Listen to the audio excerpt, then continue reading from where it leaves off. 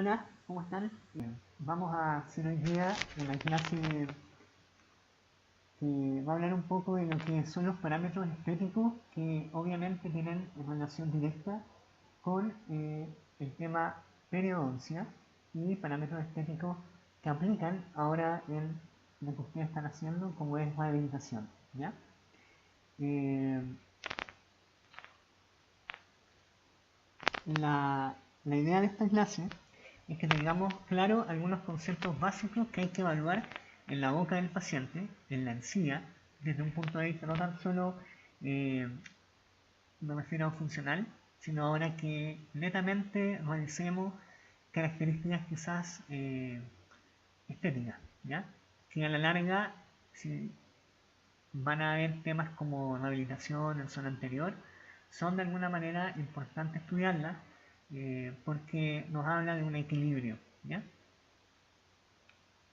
Si hablamos, por ejemplo, de estética, eh, como bien sale ahí,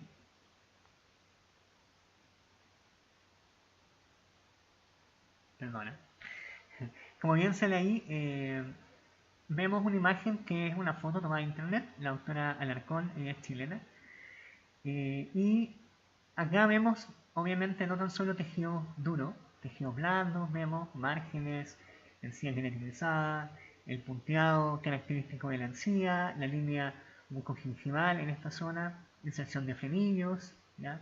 Una profundización de vestíbulo bastante buena y aceptable. Características clínicas de salud, por lo menos yo veo salud periodontal. Y lo importante de eso es que tengamos claro, vuelvo a repetir que es algo que han visto en histología, en anatomía, en cuarto año y ahora en quinto año igual, que son estos distintos periodontos que ustedes conocen, como el de protección o el de soporte. ¿Ya? Protección, obviamente una encía marginal, la encía adherida, que ya la estudiamos, que es súper importante, y la integración o de soporte son aquellos que hablan del cemento, el ligamento periodontal y el hueso alveolar, ¿cierto? Hablamos también en clases anteriores de lo que corresponde a la inserción de estos tejidos propios que siempre se mantienen en el tiempo en el paciente, que es obviamente el concepto del ancho biológico o la inserción de los tejidos supracristales, que ya lo vimos cómo está clasificado ahora. Y entre eso, acordarse de la inserción del tejido conectivo, en promedio 1,07 milímetros, el espacio que corresponde al epitelio unión, que más o menos es de 0,97 milímetros, y el espacio del surco gingival. ¿Ya? Acá otra representación, otra imagen, en donde hablamos de lo mismo que es el espacio biológico o la inserción de los tejidos, en este caso supracristales. ¿Ya? En esta imagen, lo que quería mostrar con la anterior igual diapositiva, imagen, es la mucosa, el límite mucogingival, muy marcado, una encía adherida queratinizada, muy presente, muy marcada, una encía interproximal, ¿ya? Y una encía libre, que correspondería a esa encía que corresponde a la pared de lo que es el surco gingival, ¿cierto? Si nosotros dividiéramos la encía libre de la encía adherida, vemos que hay un surco acá, no sé si se alcanza a apreciar, pero hay un límite entre ese punto de la encía libre y la encía adherida. Eso se llama hendidura gingival. En condiciones de salud periodontal, la hendidura gingival correspondería a la parte de inserción del epitelio unión, que es esta de acá. ¿Ya? O sea, la hendidura gingival estaría como a ese nivel, en condiciones sanas. Si hablamos un poco de estética, tenemos que entender que de dónde viene un poco la palabra estética, es del griego, ¿ya? O sea, y la definición es como sensación o una percepción. Es, si tú buscas en cualquier bibliografía, cualquier libro, te van a hablar que es en general lo bello, lo más bonito, obviamente es de carácter totalmente subjetivo, pero hay parámetros en odontología que obviamente aplican a conceptos entre comillas de estética, ¿ya? Y sería una rama de estética que tiene por objeto el estudio de la esencia y, como ahí sale, la percepción de la belleza. ¿Ya? Si hablamos como netamente en números, vemos que existe una relación entre dientes, no tan solo que qué bonitos dientes tiene el paciente, o mira el tamaño de sus incisivos centrales. En realidad, la percepción, lo que es la estética, va un poco a, no a todos encasillarlos, pero de alguna forma establecer ciertos números que pueden decir uno es atribuible a este parámetro. Y este parámetro es lo, entre comillas, normal. ¿Ya? No me gusta usar esa palabra, pero podríamos como decir eso. ¿Ya? Por ejemplo, acá relaciona los espacios que existen debajo del punto de contacto, o más que nada en la zona incisal de los dientes, y que de alguna forma correspondería al punto de contacto más apical en relación a al espacio de encía de la zona de la papila. No es un tema que personalmente me gusta mucho, quizás es un parámetro más que nada rehabilitador, pero lo muestro porque vinculamos ambas especialidades, rehabilitación y periodoncia. También se ha hablado mucho de los conceptos del ancho, por ejemplo, que son patrones que se repiten. Por ejemplo, anchos de incisivos centrales más o menos tendrían este número, ya en promedio, de una escala que se saca, versus al lateral, que se entiende que el central debiese ser mucho más ancho que el lateral, y si vemos el canino dentro de un mismo plano, debería equivaler más o menos a esta diferencia. ¿Ya? O sea, un central más menos, perdón, tendría que ser equiparable a la distancia que se podría apreciar en parte del canino. Recuerden que el canino, nosotros si lo vemos de frente, vemos un poco una porción del canino, lo vemos en la totalidad del canino, y el lateral, o sea, equivale 1,618 al 1,618. ¿Ya? Es más que nada como lo que muestra el paciente de canino. Para esto, nosotros los perios, y en realidad los rehabilitadores igual lo pueden tener a disposición, utilizamos una sonda especial, que es una regla, que se llama la regla en T, o la barra en T, que es creada por Chu, o la regla de Chu, es un asiático, en donde él establece ciertos dientes de proporción dentaria a la vez con la relación de la encía en altura, con el diente en la altura. Por ejemplo, en condiciones normales, esto acá, de un central, yo pongo esta regla, la pongo en su base, a nivel de la parte incisal, y veo dónde sale, dónde nace la zona interproximal. Y esto es en este colorcito. ¿Ya? El mismo color acá se repite y está en la misma posición. Y nuevamente se repite acá. Esto, según la regla, diríamos que está bastante bien. Por ejemplo, en laterales ubicamos ya en el color azul. Lo mismo. En condiciones normales, más o menos todas calzan al mismo nivel. Pero ¿qué pasa cuando hay desarmonías?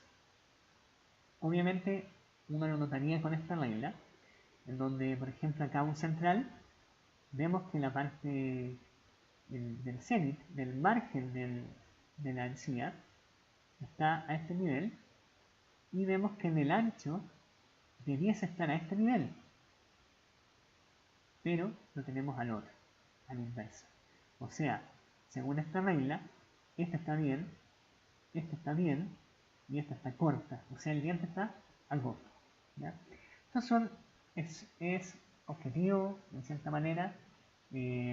Personalmente no me gusta usarla porque hoy en día tenemos otros elementos que nos ayudan para esto, pero es bueno para tener ese concepto que ya vimos que era la percepción.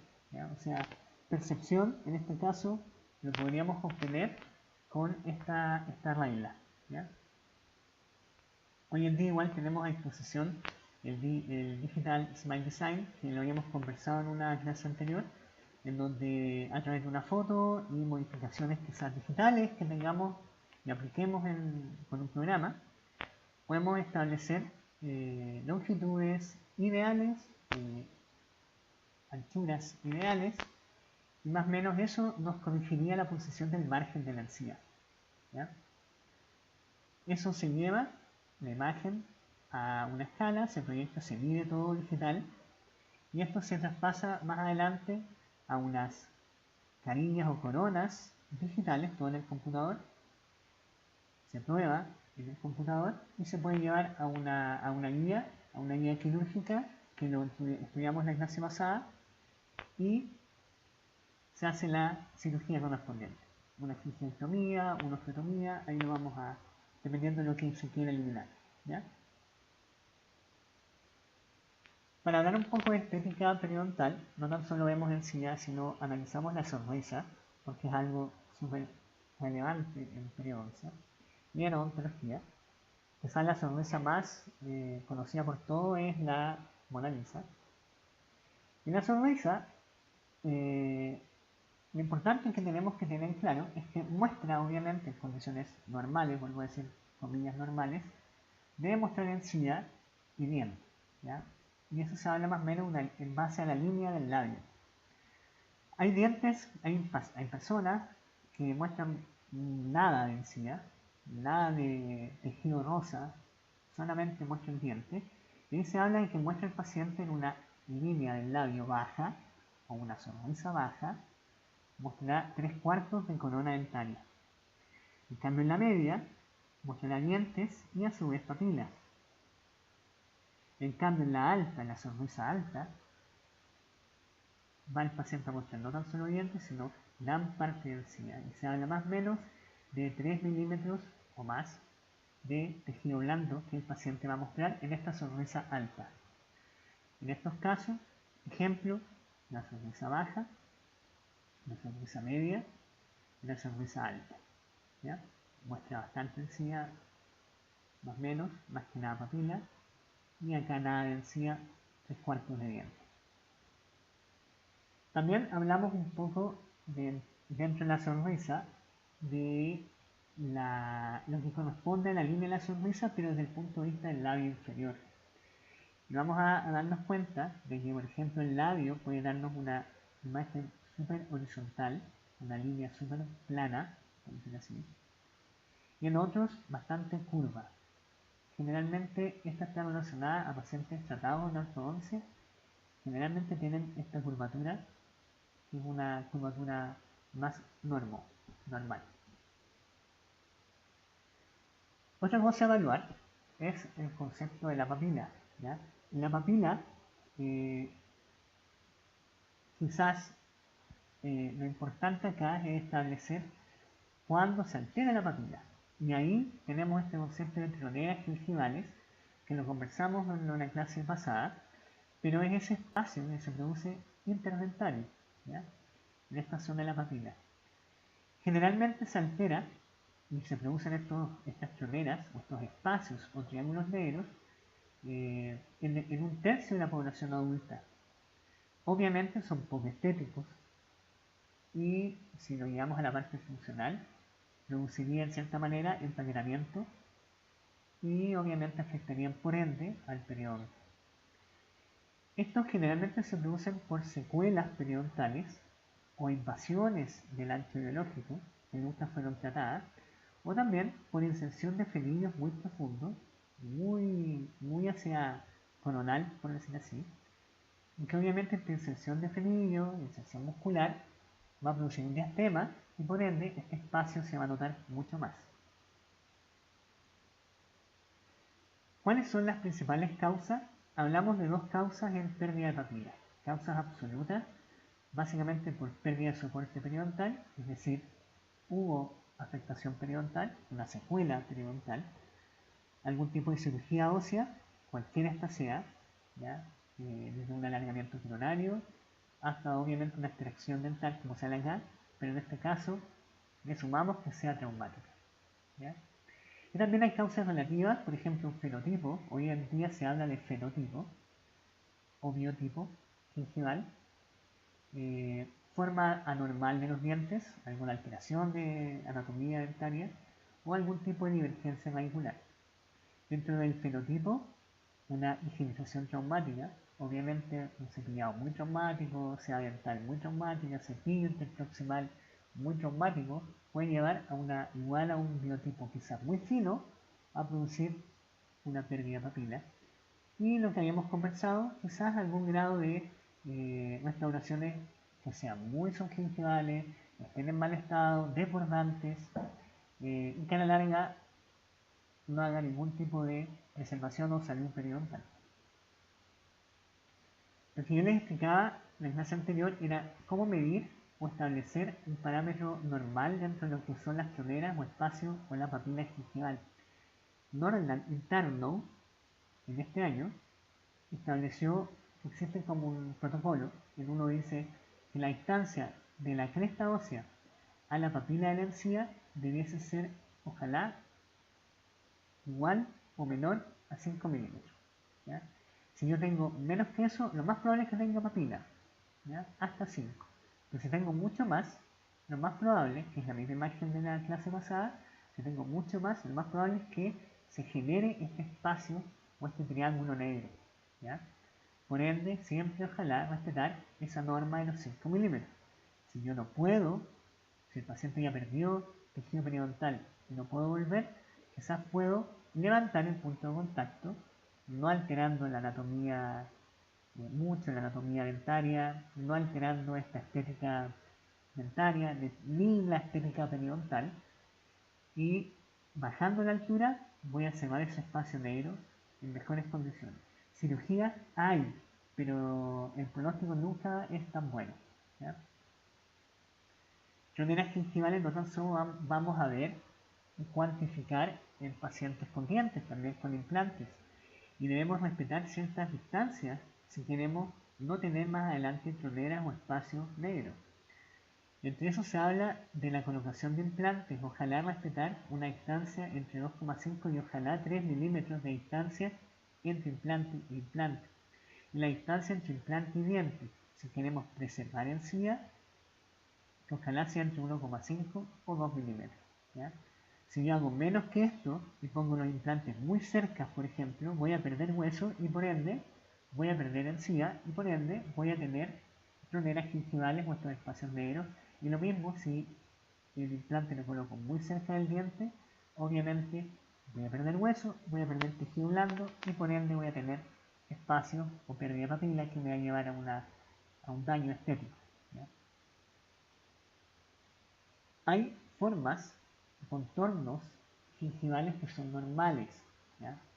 O que hablan de un concepto de estética.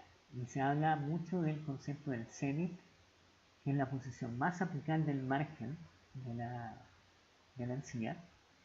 Y este cenit debiese coincidir con del central, debiese coincidir con el cenit del canino. Y a su vez, el cenit del lateral debiese estar más o menos a 1 milímetro de ambos cenit. Si uno marcara con un punto, debería ser un triángulo invertido. Eso es una condición normal o considerado dentro de los parámetros estéticos. El cenit del central con el canino coinciden, y si yo trazara una línea acá, debería ser 1 milímetro más abajo que el lateral. Si es recto, no es considerado tan anormal ni tan poco estético, pero obviamente esto es mucho más estético que esto. Y bueno, si existen recesiones o márgenes que no son en armonía, obviamente ya no es considerado tan estético. Eso es el anterior. Y por eso se habla de una zona del cenit, más o menos de distancia. Si yo trazara una línea paralela, debería ser de 1 milímetro aproximadamente. El posterior igual existe, pero no existe una norma tan como la que vimos en la anterior. Pero sí, obviamente, el canino debiese estar un poco más arriba, más hacia apical el margen que en relación a los premolares, o quizás al mismo nivel. Acá vemos como hay un pequeño variación en la altura y después sigue muy parejo desde el premolar hasta los molares. ¿Ya? ¿Qué cosa igual se va a modificar en lo que es la estética? Obviamente son las inclinaciones axiales o en el mismo eje que tenga el diente. Por ejemplo, dientes inclinados obviamente me van a variar mucho en lo que es el concepto del margen de la encía. y puede llevar a una falsa impresión de compromiso estético. Quizás si uno analizara el diente en posición normal, está bastante bien, pero como está inclinado, le genera esa extraña sensación o percepción alterada de este parámetro anormal. ¿Ya?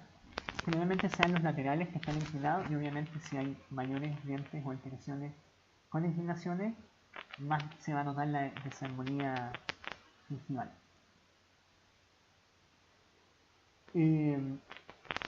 Vamos a hablar ahora un poco del biotipo, antiguamente llamado biotipo, ahora fenotipo, y dentro de esto hay que entender de que son características, ¿ya? Que están definidas en base al grosor, el ancho y la dimensión de la altura y base de la papila. Ahí vamos a establecer como dos grandes grupos de fenotipos, el delgado o el grueso, no más que eso, ¿ya? Eso en base al espesor de la encía. También se habla dentro de la clasificación de que existe una clasificación en base a la misma forma de los dientes. Dientes muy delgados corresponderían quizás a dientes de biotipo o fenotipo delgado, y dientes muy anchos a un fenotipo más grueso. Es lo que sale acá. Por ejemplo, dientes en donde veamos, por ejemplo, coronas largas, ¿ya? Puntos de contacto muy finos, forma cónica, no es crónica, forma cónica, generalmente se atribuyen al biotipo periodontal fino. Los anchos, más que nada, son coronas cortas, cuadradas, con puntos de contacto bien anchos, generalmente son papilas más achatadas. Imágenes como esta, un biotipo fino, según la disposición dentaria, no es la que a mí me gusta. Y un biotipo más grueso, un fenotipo más grueso, se notan las papilas más anchas, dientes más cortos, dientes más anchos, ¿ya? En comparación a ello. Pero obviamente algo que es más objetivo es medir la cantidad de fenotipo o medir la cantidad de tejido blando, que existe en nuestro paciente. Y hay varios tipos de exámenes. El más usado es la translucidez, ¿ya?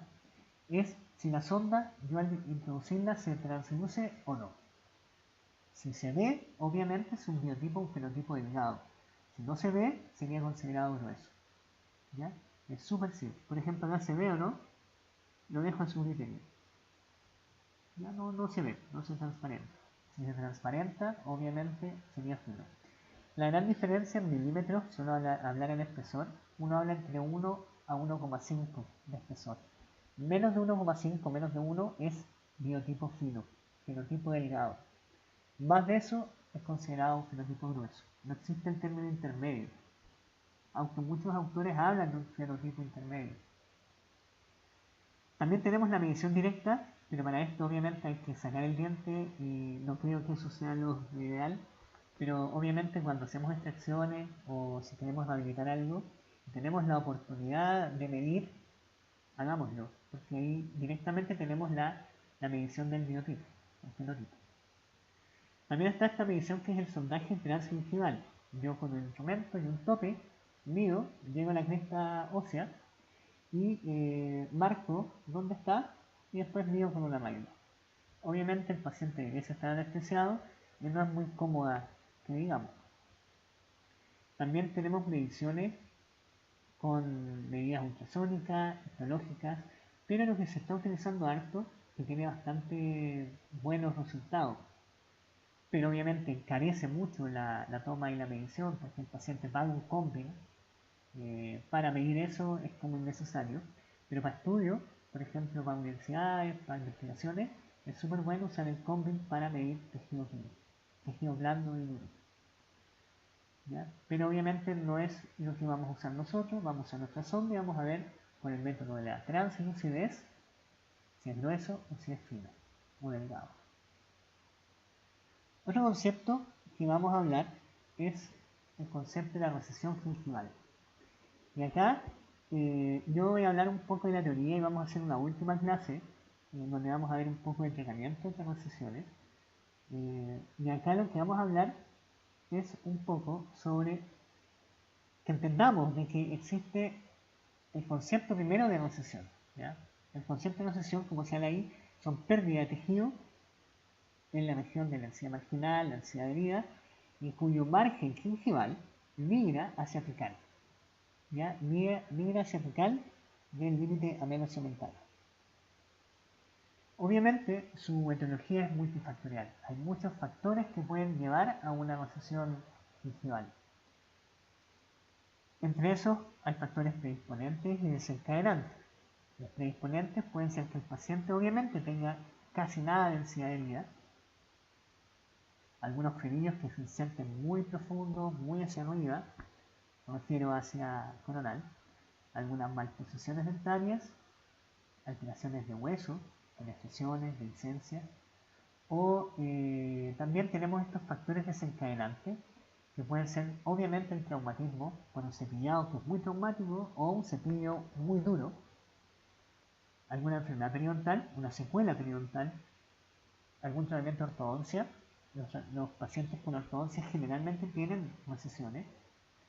Iatrogenia se explica como restauraciones gingivales, prótesis fijas muy profundas, o incluso cuando ustedes trabajan en tallado, ustedes colocan esta hilo retractor en el diente, lo cual está súper bien, que separa muy bien el tejido blando, pero si tú te excedes en el tiempo y en vez de trabajar 12, 10 minutos, 12 minutos, máximo 20 minutos, y ya empiezas a trabajar mucho más, están haciendo a la larga una pequeña isquemia de la encía y eso va a llevar indudablemente a una recesión gingival.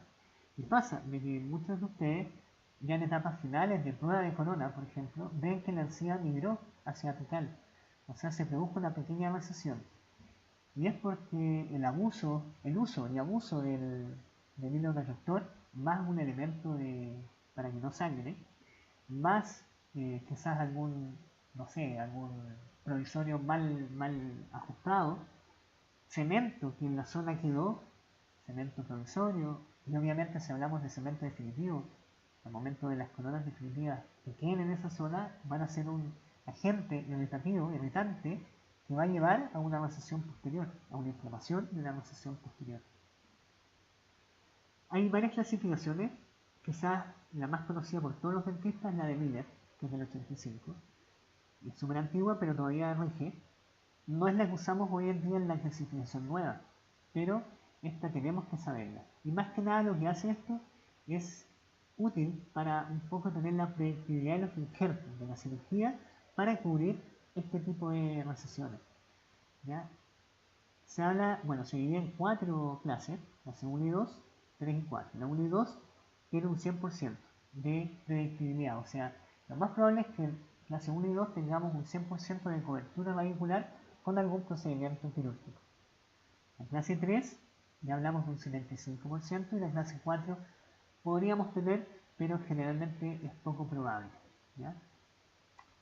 Acá tenemos una imagen en donde vemos esta clase de Miller, tipo 1, tipo 2, tipo 3 y la tipo 4. ¿Cuál es cuál? Aquí tenemos un esquema. Tipo 1 es aquella que tenemos recesión solamente en esta zona y no sobrepasa el límite mucogingival. Si se dan cuenta, el límite mucogingival está bastante alejado. Esta es una tipo 1 y esta igual es una tipo 1. Esto es lo que produjo que a la larga se cambiara esta clasificación, porque no es muy buena en el sentido de que esta es una 1 y esta también es una 1 y son diferentes. Una es muy ancha y la otra es una banda muy delgada de recesión. La tipo 2 es aquella que igual no hay alteraciones interproximales como la 1, pero la recesión se extiende mucho más allá de lo que es del límite mucogingival. Esta es una 2 y esta igual es una 2, muy ancha, más estrecha.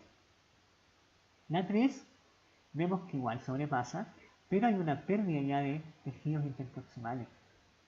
O sea, existe una pérdida de zona de cresta ósea. La 4 es aquella que se ha perdido en forma radical bastante periodonto, bastante zona interproximal, bastante altura periodontal y por ende es imposible quizás rehabilitar con algún tipo de cirugía este tipo de zona, como a su vez este tipo de acá. ¿Ya? Ha sido una pérdida importante de los tejidos periodontales que ya es una clase 4. Hoy en día utilizamos una clasificación que es la de Cairo. La gracia de Cairo es que Cairo es la nueva, es la del 2017, la divide solamente en 3, porque obviamente todos nos damos cuenta de que esta no era tan aplicable, porque hay mucha diferencia. En cambio acá es súper básica. La 1 es aquella donde tenemos una recesión por vestibular y no tenemos compromiso interproximal. En cambio la recesión 2, es que tenemos una recesión vestibular, pero también tenemos una recesión interproximal, pero la interproximal, si yo mido con la sonda, no sobrepasa la recesión vestibular. Y la 3 es aquella que la recesión interproximal, ¿ya? Si yo mido y me meto y mido cuánto hay, esa recesión es mayor que la vestibular. Esto me importa porque yo puedo decir una tipo 1 puede tener una cobertura completa. La 2 quizás igual, pero obviamente porque como tiene igual pérdida acá, puede tener problemas. Y la 3, obviamente entender que la zona interproximal está más afectada quizás que la zona vestibular de la recesión. Todo esto me importa porque voy a cambiar técnicas quirúrgicas para tratar la lesión. Esta es una clase 1, en donde vemos que la recesión vestibular mide aproximadamente, si vemos acá, una 1, porque acá está, no sé si se alcanzan a ver, pero este es el primer margen, es decir, eso sería 4. ¿Ya? Entonces ahí sería 3, 2, 1. Y ahí tendría. Entonces la recesión tendría más o menos 3 milímetros, si aquí vemos el lag. En cambio, a nivel interproximal vemos que es menor. Por eso es tipo 1. Una recesión buena por vestibular. ¿Sí? No hay compromiso interproximal en ningún lado. Y obviamente la recesión está más marcada por vestibular y nada por la zona interproximal. No tiene pérdida interproximal. La tipo 2, en cambio, es una recesión en donde vemos que tiene marcada una recesión por vestibular de bastante, más o menos 4 milímetros,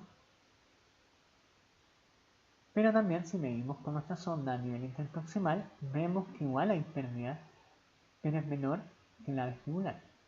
En este caso 3 milímetros, en este caso 4. Es decir, en la tipo 2 hay una recesión vestibular, pero también hay una interproximal, pero no tenemos una pérdida que sea mayor a la vestibular. Una tipo 3, ya tenemos una pérdida importante vestibular, pero interproximal tenemos mucho más. Por ejemplo, acá tenemos una, si medimos por ejemplo, tenemos 5 6 milímetros. Y acá, si medimos interproximal, estamos hablando de casi 9 milímetros. ¿Ya? La segunda línea marca del 9 al 10. Entonces, si analizamos, la vestibular me marca más o menos 5 6 milímetros, pero por proximal tengo mucho más. Por ende, la tipo 3 es la de peor pronóstico según Cairo. Ahora, ¿qué tenemos que ver? Entonces, como el modo de resumen, desde el punto de vista periodontal y protésico, en realidad tenemos que ver, obviamente, quizás el tema de trazar una línea y ver cómo está la simetría. ¿Ya? Establecer si lo de acá es equiparable a lo de acá. Estoy hablando de la encía principalmente. Tenemos que evaluar también la posición incisal de los dientes para establecer angulaciones o inclinaciones de los dientes también. Tenemos que ver los cénit de las encías, del margen de la encía. Recuerda el cénit, la posición más apical del margen de la encía.